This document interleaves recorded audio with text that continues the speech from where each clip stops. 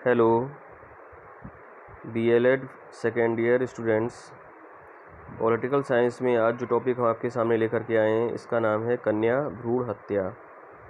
तो कन्या भ्रूण हत्या जो है वो भारत में एक बहुत ही भयावह समस्या के रूप में है।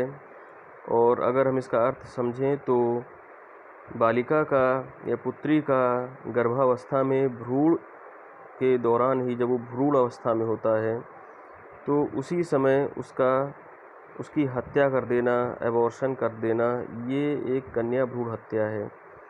और जो माता पिता हैं या घर के सदस्य हैं वो गर्भावस्था में जो लिंग परीक्षण के माध्यम से ये पहले से जान लेते हैं कि गर्भ में बालक है या बालिका है, और यदि बालिका हो तो उसका भ्रूण में ही उसकी हत्या करा देना, ये एक बहुत ही जटिल, एक बहुत ही भयावह समस्या के रूप में भारत में है। तो हमें इसके ऐतिहासिक पृष्ठभूमि के आधार पर हम इसे समझने का प्रयास करते हैं। हम देखते हैं, अगर हम इसे लिंगानुपात के माध्यम से समझते हैं कि जो भारत में एक पुरुष और महिला का जो अनुपात है वो क्या है, तो इसको हम 1000 पुरुषों के आधार पर हम महिलाओं की गणना करके इसे हम समझते हैं। तो अगर हम देखें इसके ऐतिहासिक पृष्ठभूमि के आधार पर, वर्ष 1901 में जब भारत में जनगणना हुई थी उस समय 1000 पुरुष के पीछे 972 महिलाएं थीं। यानी जो महिला और पुरुष का अनुपात है वो 1000 पुरुष और 972 का अनुपात महिला और पुरुष का था। और समय बढ़ने के साथ साथ ये जो अनुपात कम होना चाहिए, बराबर आना चाहिए, ये बराबर आने के बजाय ये अनुपात घटता ही गया। और हम देखते हैं कि जो वर्ष 2001 की जनगणना हुई थी उसमें ये अनुपात घट करके 1000 पुरुष के पीछे 927 महिलाओं की संख्या ही रह गई। यहाँ पर 933 दे रखा है, 927 सही है। 927 की संख्या 1000 पुरुष के पीछे महिलाओं की रह गई। तो ये एक बहुत ही चिंता का विषय है कि वर्ष 1901 से और सन 2001 यानी 100 सालों के दरमियान ये अनुपात घट करके इतना कम रह गया। जबकि अगर हम देखें तो हम कहें कि हम समय के साथ साथ हम आगे बढ़ रहे हैं तो ये अनुपात घटना चाहिए था, लेकिन कहीं ना कहीं हम ये कह सकते हैं कि एक भारतवासी होने के नाते कहीं ना कहीं इस मामले में हमारी जो मानसिकता है वो निम्न स्तर पर ही जा रही है। और अगर हम देखें तो ये समस्या, अगर हम देखें तो हमें ऐसा लगता है कि ये समस्या जो है वो अशिक्षित और गरीब परिवारों के वजह से ये समस्या है, जबकि वास्तव में ऐसा नहीं है। अगर हम इस पर विचार करें तो अशिक्षित और गरीब वर्ग के बजाय ये समस्या जो है वो मध्यम वर्ग और उच्च वर्ग इससे अधिक प्रभावित है। ये समस्या वहाँ से अधिक निकल कर के आई है। तो इसका जो है अशिक्षित और गरीबी इसका कारण नहीं है, कहीं ना कहीं इसका जो कारण है वो मानसिकता है। अगर हम देखें भारत के सबसे समृद्ध राज्य जो हैं वो पंजाब, हरियाणा, दिल्ली, गुजरात, यहाँ पर लिंगानुपात जो है वो सबसे कम है। तो हम ये देख सकते हैं कि अगर व्यक्ति सामर्थ्यवान है तो भी उसकी मानसिकता जो है वो इस मामले में निकृष्ट ही हो रही है। 2001 की जनगणना के अनुसार 1000 बालकों पर बालिकाओं की संख्या पंजाब में 798, हरियाणा में 819, गुजरात में 883 है। तो हम देख सकते हैं कि यहाँ पर इन राज्यों में बहुत ही ज़्यादा कम है। कुछ राज्य ऐसे हैं भारत में जिन्होंने इस समस्या को गंभीरता से लिया और इसे रोकने का प्रयास किया और इसके लिए अनेक कदम उठाए। इसके विषय में हम अगर उदाहरण के रूप में देखें तो गुजरात में डीकरी बचाओ अभियान चलाया जा रहा है। तो डीकरी जो है वो बालिका को डीकरी ये कह कर के वहाँ पर संबोधित किया जाता है, वहाँ की क्षेत्रीय भाषा है। तो डीकरी बचाओ अभियान के रूप में वहाँ पर एक अभियान चलाया जा रहा है ताकि जो लिंगानुपात है उसमें सुधार लाया जा सके। इसके अलावा अगर हम कुछ और आंकड़ों में नज़र डालें तो वर्ष 1981 में 1000 बालकों पर 962 बालिकाएं थीं और 2001 में यह अनुपात घट करके 927 हो गया है। तो ये जो हर 10 साल में जो जनगणना होती है उसके आधार पर हम देखते हैं कि ये निरंतर ये अनुपात गिरता ही जा रहा है।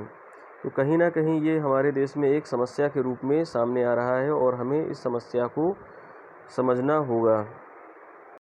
इस समस्या को दूर करने के लिए सामाजिक जागरूकता बढ़ाने के साथ साथ जो प्रसव से पूर्व तकनीकी जांच अधिनियम है उसको सख्ती से लागू किए जाने की आवश्यकता है और जीवन बचाने वाली जो आधुनिक प्रौद्योगिकी इसका जो दुरुपयोग हो रहा है उसे रोकने की आवश्यकता है। देश की पहली महिला राष्ट्रपति जो हैं प्रतिभा पाटिल, उन्होंने महात्मा गांधी की 138वीं जयंती के मौके पर केंद्रीय स्वास्थ्य और परिवार कल्याण मंत्रालय की बालिका बचाओ योजना सेव द गर्ल चाइल्ड को लॉन्च किया था और उन्होंने इस बात पर अफसोस जताया था कि जो देश में लिंगानुपात है उसकी जो गिरती हुई स्थिति है इसके विषय में उन्होंने बहुत ही अफसोस और दुख प्रकट किया था अपना, और उन्होंने कहा था कि इसमें सुधार लाने की अत्यंत आवश्यकता है और इसमें जो भी खामियां हैं उसे दूर किया जाना चाहिए। हिमाचल प्रदेश जैसे छोटे राज्य में जो ये सेक्स रेशियो है उसमें सुधार लाने के लिए कन्या भ्रूण हत्या को रोकने के लिए प्रदेश सरकार ने एक अनूठी स्कीम तैयार की। इसके तहत जो कोख में पल रहे बच्चे का यदि कोई गार्जियन या माता पिता अगर बच्चे का लिंग जांच कराते हैं तो इसके विषय में अगर कोई व्यक्ति जानकारी देता है तो उसे 10,000 रुपये नकद इनाम देने की घोषणा की गई। तो इस प्रकार से कुछ प्रोत्साहन राशि के रूप में इस समस्या को सुधारने के लिए कुछ कदम उठाए। ये एक हमारे लिए मिसाल के तौर पर भी हो सकता है। हिमाचल प्रदेश सरकार का ये उठाया हुआ कदम। प्रसूति पूर्व जांच तकनीकी अधिनियम 1994 को बहुत सख्ती से लागू किए जाने की आवश्यकता है और तभी हम इसमें सुधार ला सकते हैं, सुधार देख सकते हैं।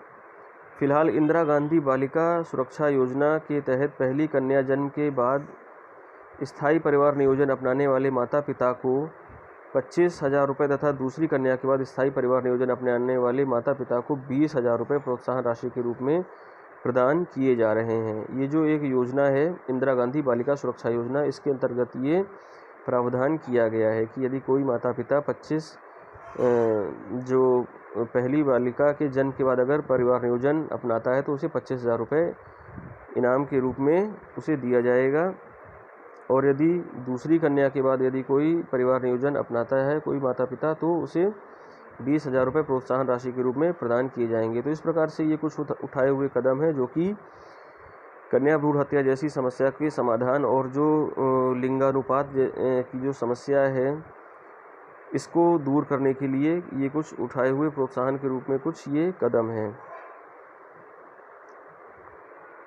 तो इस प्रकार से हम देखते हैं कि बहुत सारे राज्यों के द्वारा इस प्रकार के अपने अपने तरीके से इस समस्या का समाधान करने का प्रयास किया जा रहा है और किया गया है। और किसी राज्य में 20,000 रुपये 25,000 रुपये प्रोत्साहन राशि के रूप में दिए जा रहे हैं। किसी को जो है वो अगर माता पिता जो कन्या भ्रूण हत्या करते हैं इस प्रकार की कोई जानकारी देता है तो उसे 10,000 रुपये इनाम देने का भी प्रावधान किया है किसी राज्य ने। तो इस तरह के जो कुछ कदम राज्यों द्वारा उठाए जा रहे हैं अपने स्तर पर, ये इस समस्या के समाधान में महत्वपूर्ण भूमिका निभा सकते हैं। लेकिन यदि हम देखें वास्तव में तो सिर्फ सरकारी प्रयासों के माध्यम से ही हम इस समस्या का समाधान नहीं कर सकते हैं। यदि हम स्वयं जागरूक नहीं होंगे तो ये समस्या हमारे देश में बनी रहेगी और ये निरंतर आगे बढ़ती जाएगी। जो लिंगानुपात हमारे देश में गिर रहा है, जो पुरुष और महिला का जो अनुपात गिरता जा रहा है, ये समस्या जैसा कि हमने देखा आंकड़ों के रूप में 1901 से लेकर के और 2001 तक जो 100 साल बीतने के बाद ये समस्या बढ़ी है। तो कहीं ना कहीं अगर लोगों में जागरूकता नहीं होगी, लोग इसके प्रति सचेत नहीं होंगे तो ये समस्या बढ़ती ही जाएगी। तो कहीं ना कहीं लोगों में जागरूकता और लोगों को सचेत होने की अत्यंत आवश्यकता है। इस विषय में सरकार जो कदम उठाती है उसका अनुपालन करना चाहिए, सरकार का सहयोग करना चाहिए, और कहीं भी किसी भी प्रकार से चोरी छिपे इस प्रकार के लिए जो ये दंडनीय अपराध है इसका ऐसा करना नहीं चाहिए। तो छात्रों, ये टॉपिक यहाँ पर आज समाप्त होता है और हम अगली क्लास में किसी नए टॉपिक के साथ मिलते हैं। धन्यवाद।